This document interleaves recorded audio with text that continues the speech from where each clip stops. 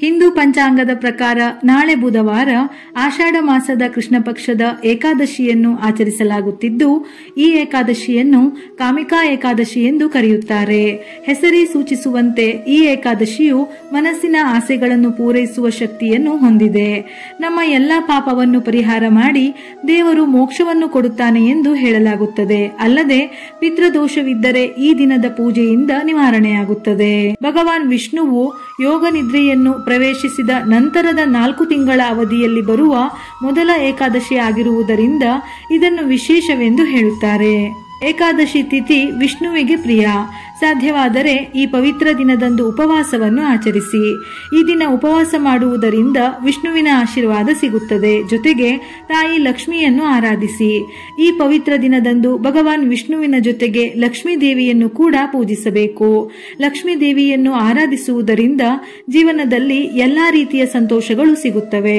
ಧಾರ್ಮಿಕ ನಂಬಿಕೆಗಳ ಪ್ರಕಾರ ವಿಷ್ಣು ಮತ್ತು ಲಕ್ಷ್ಮಿಯನ್ನು ಪೂಜಿಸುವುದರಿಂದ ಎಲ್ಲಾ ಇಷ್ಟಾರ್ಥಗಳು ಈಡೇರುತ್ತವೆ. ಉಪವಾಸ ವ್ರತವನ್ನು ಆಚರಿಸುವವರು ಏಕಾದಶಿ ತಿಥಿಯ ದಿನದಂದು ಉಪವಾಸವನ್ನು ಪ್ರಾರಂಭಿಸಿ ದ್ವಾದಶಿ ತಿಥಿಯ ದಿವಸ ಉಪವಾಸವನ್ನು ಮುಕ್ತಾಯ ಮಾಡಬೇಕು. ಏಕಾದಶಿ ತಿಥಿ ಸಮಯವು ಜುಲೈ 30 ಮಂಗಳವಾರ ಸಂಜೆ 4:44 ಪ್ರಾರಂಭವಾಗಿ ಜುಲೈ 31 ಬುಧವಾರ ಮಧ್ಯಾಹ್ನ 3:55 ಕೊನೆಗೊಳ್ಳುತ್ತದೆ. ಕಾಮಿಕಾ ಏಕಾದಶಿಯಂದು ಧ್ರುವ ಯೋಗವು ರೂಪುಗೊಳ್ಳುತ್ತದೆ. ಈ ಯೋಗವು ಮಧ್ಯಾಹ್ನ 2:14 ಇರುತ್ತದೆ. ಜ್ಯೋತಿಷ್ಯ ಶಾಸ್ತ್ರದ ಪ್ರಕಾರ ಧ್ರುವ ಯೋಗವನ್ನು ಅತ್ಯಂತ ಮಂಗಳಕರವೆಂದು ಹೇಳುತ್ತಾರೆ. ಈ ಯೋಗದಲ್ಲಿ ಶ್ರೀ ಹರಿ ವಿಷ್ಣುವನ್ನು ಪೂಜಿಸುವುದರಿಂದ ಸಾಧಕರು ಬಯಸಿದ ಫಲಿತಾಂಶ ಅಂದರೆ ನಿಮ್ಮ ಮನಸ್ಸಿನ ಇಷ್ಟಾರ್ಥಗಳು ಸಿದ್ಧಿಯಾಗಿ ಭಗವಂತನ ಅನುಗ್ರಹ ಪಡೆಯಬಹುದು.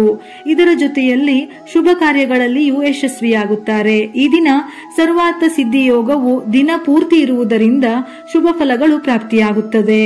ಶಿವವಾಸ ಯೋಗ. ಕಾಮಿಕಾ ಏಕಾದಶಿಯ ದಿನದಂದು ಶಿವನು ಕೈಲಾಸ ಪರ್ವತದ ಮೇಲೆ ಕುಳಿತುಕೊಳ್ಳುತ್ತಾನಂತೆ. ಈ ಸಮಯದಲ್ಲಿ ಶಿವನನ್ನು ಪ್ರತಿಷ್ಠಾಪಿಸಿ ಪೂಜಿಸುವುದರಿಂದ ಸಾಧಕನು ಎಲ್ಲಾ ರೀತಿಯ ಸಂತೋಷಗಳನ್ನು ಪಡೆಯುತ್ತಾನೆ. ಭಗವಾನ್ ಶಿವನು ಮಧ್ಯಾಹ್ನದ ವೇಳೆ ಕೈಲಾಸದಲ್ಲಿದ್ದು ಬಳಿಕ ನಂದಿಯ ದರ್ಶನ ಮಾಡುತ್ತಾರೆ ಎಂಬ ನಂಬಿಕೆ ಇದೆ. 2 ಸಮಯಗಳು ಅಭಿಷೇಕಕ್ಕೆ ಸೂಕ್ತವಾಗಿದ್ದು ಈ ಕಾಲದಲ್ಲಿ ನಾರಾಯಣನನ್ನು ಪೂಜಿಸುವ ಭಕ್ತರು ನೆಮ್ಮದಿಯಿಂದ ಬದುಕುತ್ತಾರೆ. ಪೂರ್ವಜರ ಆಶೀರ್ವಾದ ಪಡೆಯಲು ಕಾಮಿಕಾ ಏಕಾದಶಿಯ ದಿನದಂದು ಭಗವದ್ಗೀತೆಯನ್ನು ಪಠಿಸಬೇಕು ಅಥವಾ ಕೇಳಬೇಕು. ನಿಮ್ಮ ಎಲ್ಲಾ ಪ್ರಯತ್ನಗಳ ಹೊರತಾಗಿಯೂ ನೀವು ಮನೆಯಲ್ಲಿ ಆರ್ಥಿಕ ಸಮಸ್ಯೆಗಳನ್ನು ಎದುರಿಸುತ್ತಿದ್ದರೆ ಕಾಮಿಕಾ ಏಕಾದಶಿಯ ದಿನದಂದು ಬ್ರಹ್ಮ ಮುಹೂರ್ತದಲ್ಲಿ ಭಗವಾನ್ ವಿಷ್ಣುವನ್ನು ಪೂರ್ಣ ಭಕ್ತಿಯಿಂದ ಪೂಜಿಸಿ. ವೀಳ್ಯದೆಲೆಯ ಮೇಲೆ ಓಂ ವಿಷ್ಣವೇ ನಮಃ ಎಂದು ಅರಿಶಿನದ ಲೇಪನದಿಂದ ಬರೆದು ದೇವರ ಪಾದಕ್ಕೆ ಅರ್ಪಿಸಿ. ಮರುದಿನ ಈ ಎಲೆಯನ್ನು ಹಳದಿ ಬಟ್ಟೆಯಲ್ಲಿ ಸುತ್ತಿ ಸುರಕ್ಷಿತವಾಗಿ ಇರಿಸಿ. ಕಾಮಿಕಾ ಏಕಾದಶಿಯ ದಿನ ಅರಳಿ ಮರದ ಕೆಳಗೆ ತುಪ್ಪದ ದೀಪವನ್ನು ಹಚ್ಚಿ. ಹೀಗೆ ಮಾಡುವುದರಿಂದ ನೀವು ಭಗವಾನ್ ವಿಷ್ಣುವಿನ ಮತ್ತು ತಾಯಿ ಲಕ್ಷ್ಮಿಯ ಆಶೀರ್ವಾದವನ್ನು ಪಡೆಯುತ್ತೀರಿ. ಇದರಿಂದ ಮನೆಯಲ್ಲಿನ ಬಡತನ ದೂರವಾಗುತ್ತದೆ.